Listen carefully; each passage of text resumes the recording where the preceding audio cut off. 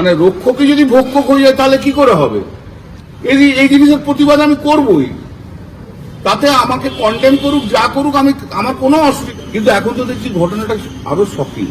যদি রাজনৈতিক সহকর্মী তার সহকর্মীকে, যার দায়িত্ব নিরাপত্তা দেওয়ার, আস্থা যে মহিলাদের পুরুষদের ওপর থাকে সেই আস্থাটাকে রাখার, বিশ্বাসটাকে রাখার, তার বদলে যদি রাজনৈতিক সহকর্মী কোন রাজনৈতিক সহকর্মীকে রেপ করে বা কোন রকম ক্রিমিনাল অ্যাক্টিভিটিস থাকে, এটা তো কোনো মতেই মেনে নেওয়া যায় না। আমি তো মন থেকে মেনে নিতেই পারছি না, তাতে আমাকে যে যাই গালাগাল দিক। সিকিউরিটির কথা বলছেন, সিকিউরিটি কারা দেবে? রাজনীতিতে, রাজনৈতিক দলে তো আমরা রাজনৈতিক দলে যে পুরুষরা আছে তারাই তো মহিলাকে সিকিউরিটি দেবে। তার বদলে রক্ষকে যদি ভক্ষক হয়ে যায় তাহলে কি করে হবে?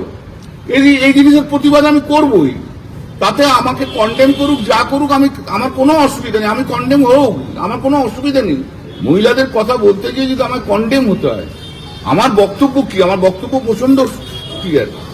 আপনি শিক্ষা প্রতিষ্ঠান বলুন, আপনি কর্মক্ষেত্র বলুন, আপনি রাস্তায় ঘাটে বলুন, পুরুষদের